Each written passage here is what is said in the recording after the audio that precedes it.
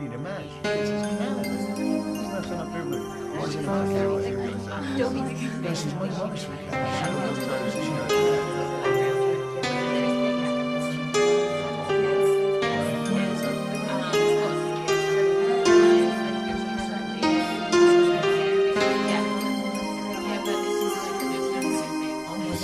Strange. I like that.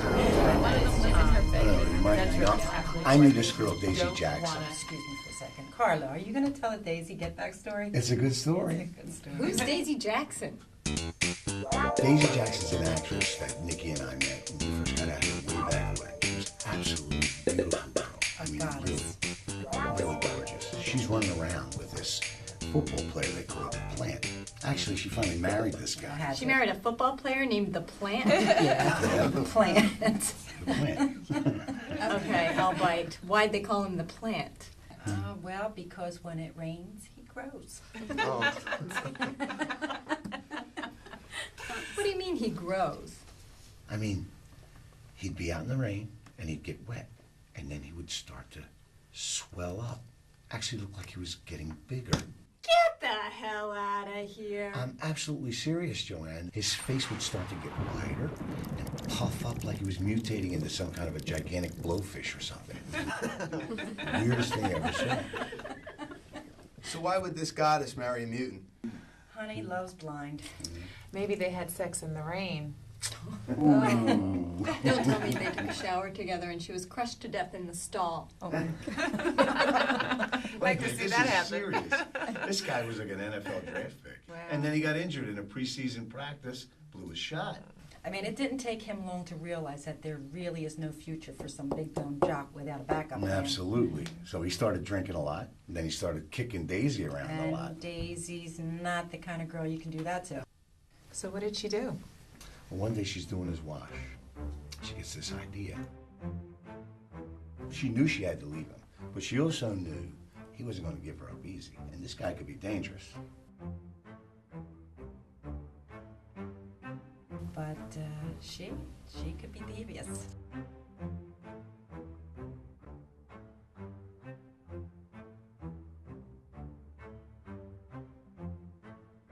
She takes all of his underwear and puts it in the dryer.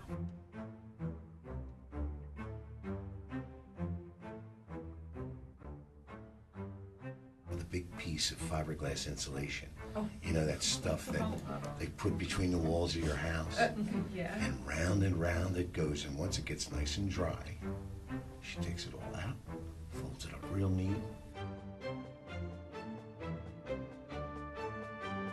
and puts it in his underwear drawer.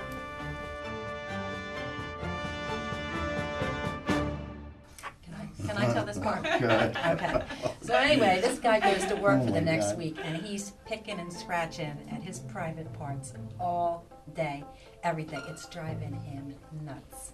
Okay. I mean, he can't even concentrate on his drinking. So he goes to the doctor. Doctor can't find anything wrong with him. Says maybe it's psychosomatic, so he goes to see a psychiatrist, and the psychiatrist starts to ask him questions like, well, are you happy at home? Are you getting along with your wife? And then the Plant had to admit that no, he's not happy at home, and he's not getting along with his wife. So the psychiatrist says to him, hey, either find a way to get along with her, or leave her, or you're never going to get rid of this rash. So the Plant goes home, packs up all of his worldly goods, and leaves. Inside of a couple of weeks, For a couple of washings. he's cured. So what happened to Daisy? After the divorce, she dropped her acting career, moved back to New Jersey, and got a job with Owens Corning in their fiberglass plant. Get the hell out of here.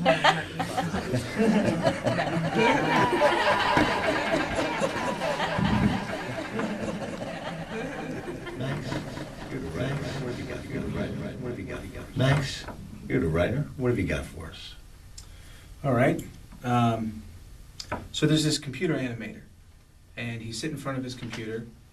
And he starts to make a 45 caliber handgun. You know, he models it in wireframe, and we see him manipulating it on the screen. Now, After he finishes the gun, he begins to create a 45 caliber bullet.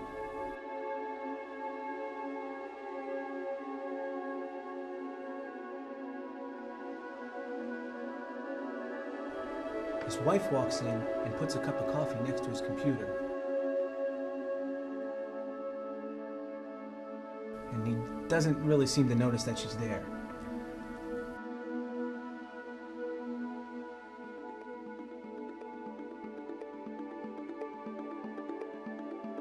We see him moving the bullet on the screen the same way he moved the gun. He stops working for a second to take a sip of his coffee, which is sitting right next to his arm, and he accidentally knocks it and spills it all over the computer. There's smoke and sparks everywhere, and the guy is pitching a complete fit. Well, after he cleans up the mess and wipes down the computer, he crosses his fingers, flips the switch, and to his surprise, it boots right back up to where he was, and he hasn't lost any of his work on the gun. So he gets back to work, rendering out a metal skin on the gun and the bullet. Now we see a close-up of the screen as the artist uses his mouse to load the virtual gun with the virtual bullet. Again, he manipulates the gun on screen, turning it this way and that way, until it stops with the muzzle pointed directly at him. He smiles, and then he forms his hand into a gun pose and strikes the enter key. The gun fires, and in extreme slow motion, it comes breaking through the screen, heading directly for him. And at the last second, the bullet strikes him right between the eyes. That's interesting, Max. But where's the TNA? You guys can put that stuff in. I mean, give it to Joanne. She seems to have a knack for it. Is that a shot? No. It's a compliment. I mean, you really do have a knack for it. What else you got? What about this? What if there's this young sculptor, and he's working in his studio on a statue of a female, a nude. At last. It's a statue. I see it as TNA that defies gravity. All right, we see the sculptor working in his studio.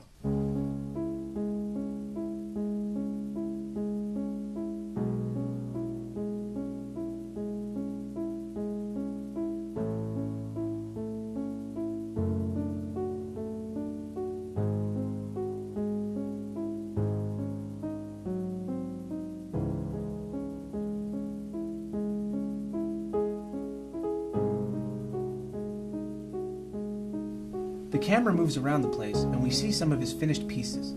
They are realistic works in the classic style, and he's quite good. What if he's a boxer turned sculptor? Why a boxer? So you can write some action scenes for him. You know, he could save somebody from an ass whipping or something. No, not a boxer. A martial arts expert.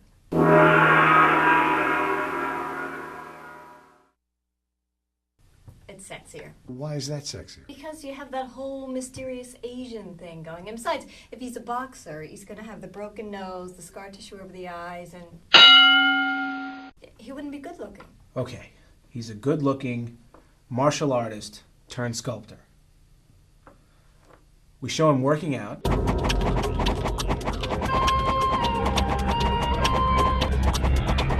We show him kicking somebody's ass. Now, can I get back to my story? Anyway, while he's working, his eyes keep drifting to this poster of a painting on the wall of Pygmalion and Galatea.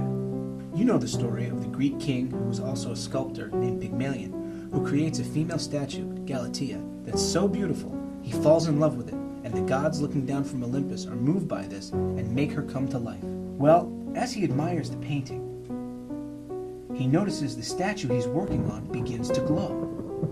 The sculptor, seeing this, thinks he's been working too long and too hard. He rubs his eyes and gets up to go and rest for a while. As he exits frame, we see her hand reach out to him. And it is changing to flesh as we watch. He takes hold of it, and they walk off together, the sculptor and his naked, flesh and blood Galatea.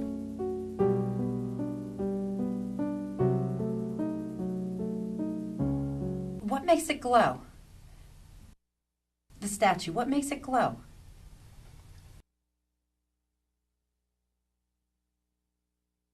Wait a minute. What if the sculptor just came back from a trip to Greece?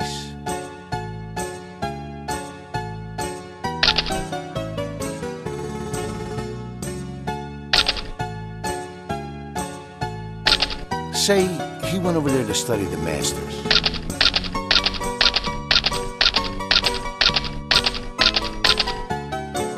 You know, we show him visiting old ruins,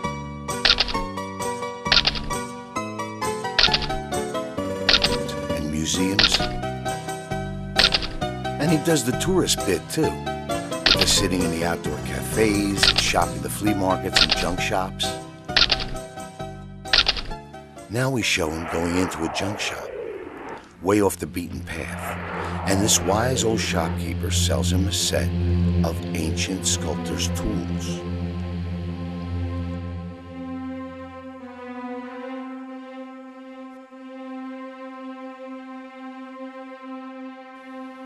And he's been using them ever since he got back.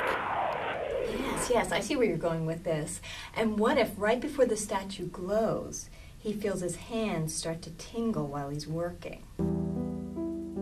We watch them leaving again, but this time the camera pans away from them and onto another of his pieces, a sculpture made with the same tools, but with a very different promise. A Medusa.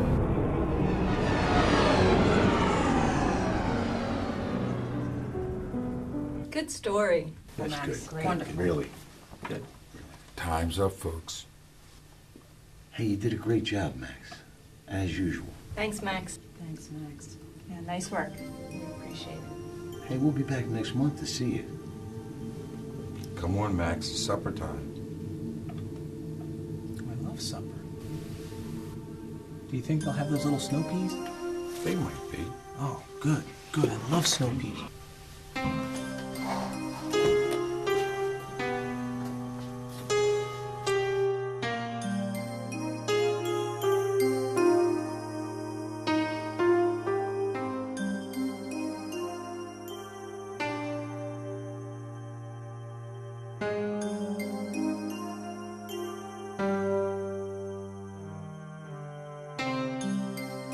And I want a glass of milk, but it has to be ice cold.